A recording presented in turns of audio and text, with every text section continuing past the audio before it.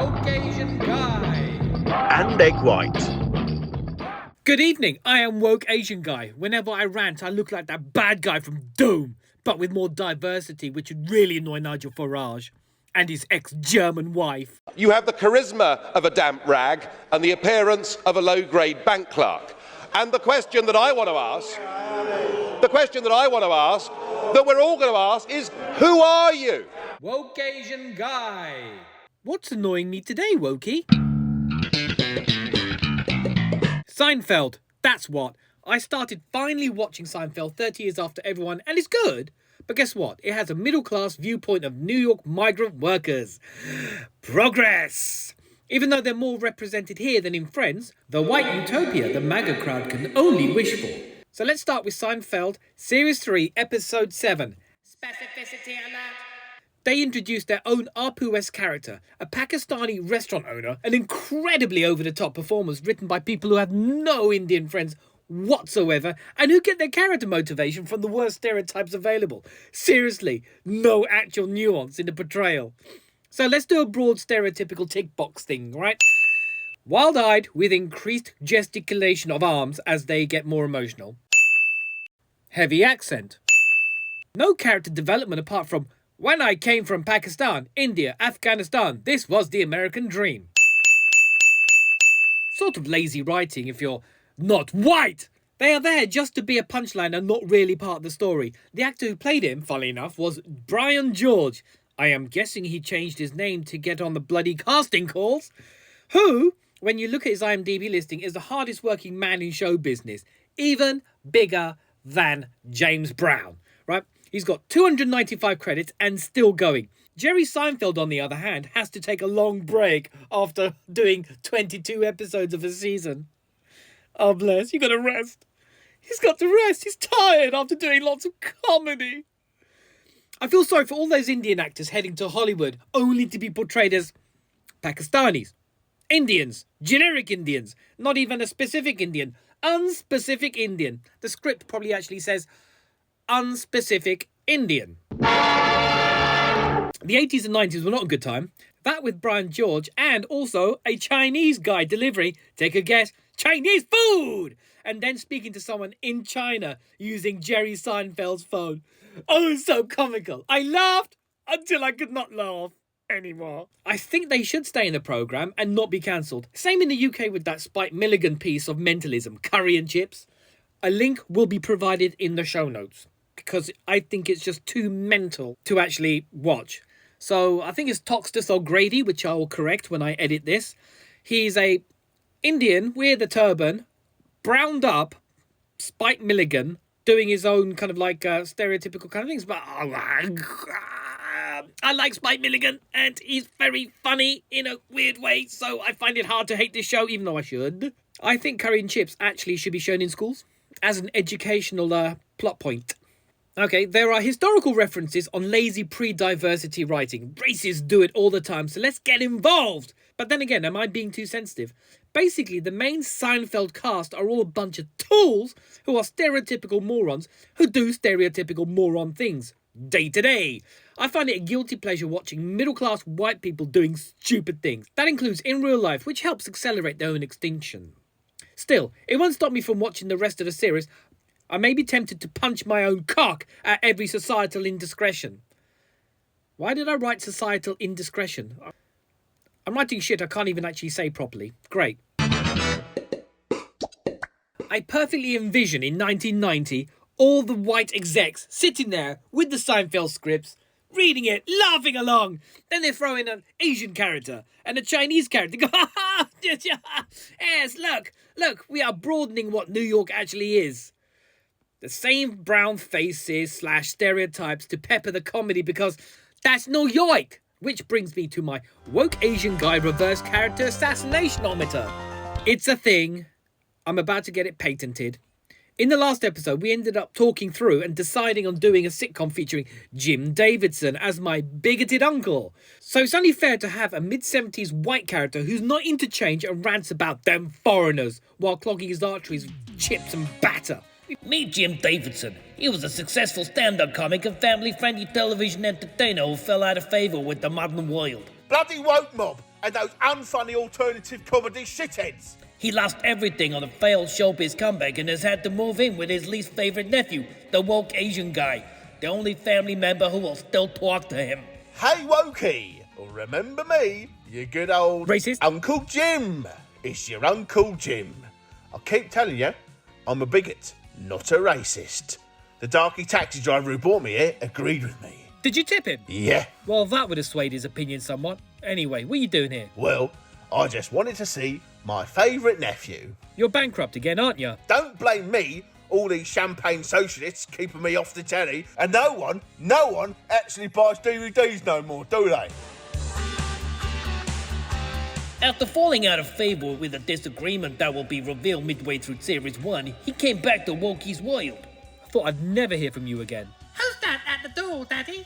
It's just your dad's least favourite uncle. Well, come on in then, Jim. What, the racist guy who used to be on the telly? Bigot, son. You got your mother's eyes and your dad's skin tone. And from here on in, as a comedy of errors for all of their family. Oi! Oi! Voiceover man, is this your poor attempt at bloody diversity? Don't talk to me about diversity.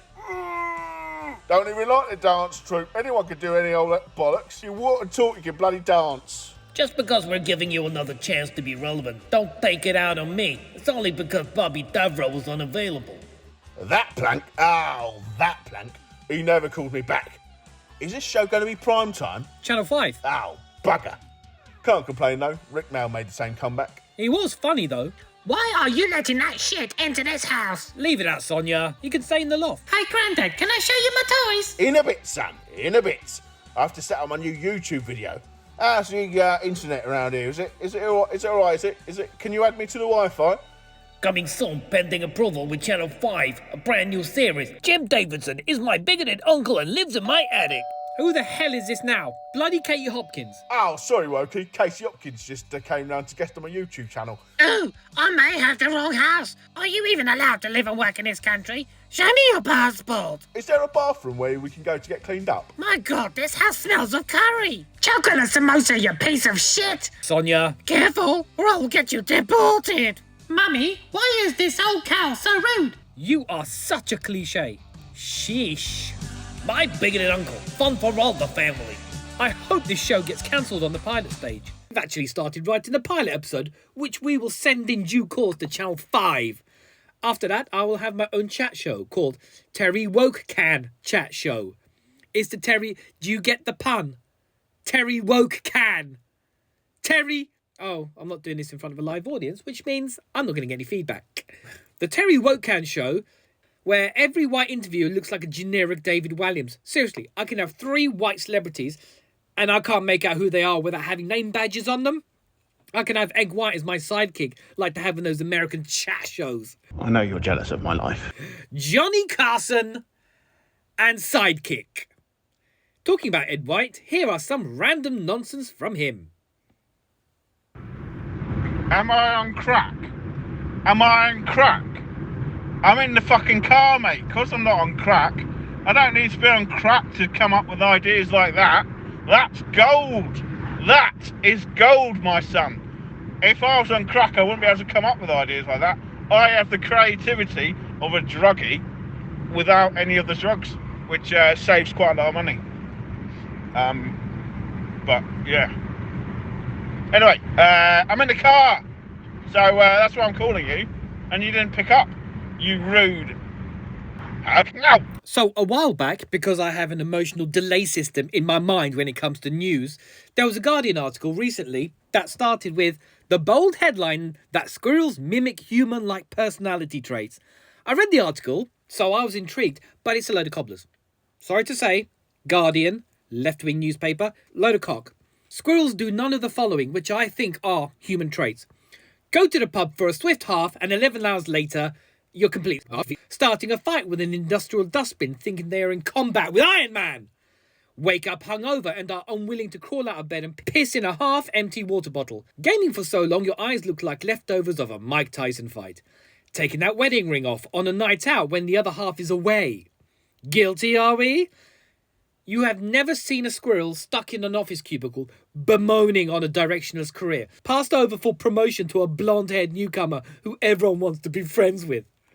None of those things happen, squirrel bastard. When you break those things down like this, you realise that after my counter research, the squirrels are nothing like us. You forage for nuts. That's it. Can they put that in their CV when they use their human-like trait to enter the job market? Best is they can work in an Amazon warehouse. Hey, employee of the month is Dave the squirrel. You guys are being shat on by a tree animal. Shame on you. Back to work. Until these so-called scientists can make these comparisons, they can carry on living in their labs knowing they have no friends to socialise with. It drives me mad that scientists don't look at real logic. Or we would have squirrels driving forklift trucks and killing everybody. The mundane dramas of a bell end, part 1. Went into the sandwich shop today to get some lunch and pointed at the chicken and bacon baguette because it had chicken and bacon in it, to be told, no, that's not chicken and bacon, that's Caesar. I said, is there chicken and is there bacon in that baguette? In a nice, slightly lock-stock-esque, passive-aggressive way. And they said, yeah, but sir, that's chicken Caesar, pack it in or get the fuck out. And yeah, so now I'm in casualty with a screwdriver through my head. So yeah. Hope your day's going okay. See you later. Bye. As woke Asian guy, I have to do things that help everybody, no matter where they are, so I am road testing this new meditation app to rival Headspace. That's right. It's called Workspace. It's not Workspace, Wokespace. Yep. Pun City! You see, the problem with my rival is that Andy Puddlecombe caters to middle-class people with middle-class problems like being unhappy or having high blood pressure or whatever. But what about the niche sector? That's where I come in because there is a whole inner market for it. If you are stuck in an elevator or worse still, in prison, you are likely to panic, so I will create various scenarios to get you through these various traumatic episodes. Real problem. Okay, let's get started with this one. The first night in prison meditation pack. Day 1. Welcome to Workspace's meditation app from where... Welcome to Workspace's meditation app from... Stupid bastard. There was no full stop. I need a full stop. Welcome to Workspace's meditation app. Full stop. From your first day in prison to your eventual release. That doesn't really work. Welcome to Workspace's meditation app. From your first day in prison to your eventual release. So it didn't need a full stop. It needed a comma. Ready? Now stop crying and sit upright in your bunk bed to avoid any distractions. If you are in an isolation ward, then that won't matter. Breathe in. Breathe out. Breathe in. Trying to burn down your old high school and posting selfies on social media is not a good idea. The food may not exactly be pret-a-manger, but at least it's nutritious. If you behave correctly, you may be eligible for parole.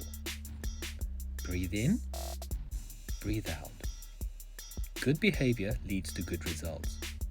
Breathe in. Be respectful when in a communal room and do not present yourself as a victim in the toilets. Breathe out. The guards are your friends. Even if they are clubbing you like you were a seal, it's for your own good. Breathe in. They are there to look after the safety of you and your inmates. Breathe out. No matter what you did, you are in a better position than Ghislaine Maxwell. Breathe out. Listen to the sounds around you. The sounds of screaming, trauma, a fight that is being broken up by 3 guards with billy clubs. It may be the sound of silence, but that is cathartic. If you hear screaming, just remember, it's not your fight. You do not need a knife to defend yourself, just sharp wit. Breathe out. Smuggling cigarettes in your bum wasn't a good idea, was it? The tips are all wet now. And they smell of shit. Or worse still, herbal cigarettes. Breathe out. Now, slowly open your eyes and look around you. 'Cause you're still in prison! No. Sorry, I was joking there. You feel better, don't you? You see, your mind is clearer. And now when you go for your 1-hour walk in the yard, you can look at the beauty that's around you. Especially Mr. Big, who has that eye for you. He's going to make you his little bitch. And slowly breathe out like it was your last gasp. I look forward to seeing you tomorrow. You'll like it. It's how to avoid getting shanked while in the dinner queue. So last thing for this podcast, I gave Egg White the script for this and he sort of lost his shit. Then he eventually did the recording. So I've actually posted his audio message he left me. And after that, some really interesting outtakes. You want me to do what? So, let me just get this right. You want me to play Jim Davidson. You want me to play... Am I the only white guy that you know?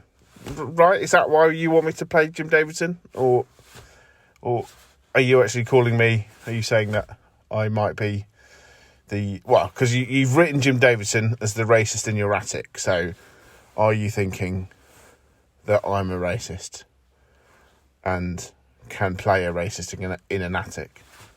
I mean, do I need to go into the attic? Or do I need to become racist, maybe? Or do... How does this work? I don't really... Shall I just get into it? Shall I just get into it? Because I can't really do the voice either for Jim Davidson. He's kind of, he's South London. I don't really know. Oh, yeah, I don't really know. Oh.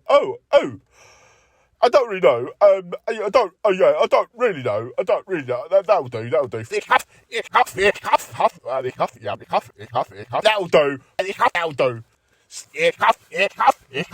I think those. It's those. I'm going to do those unfunny alternative comedy shitheads because it doesn't really make sense otherwise, does it? Because what the fuck are you writing? What do you want me to say? Oh my god! I can't believe this. Fuck. He actually wrote there. Oh dear. Caucasian guy. And Egg White.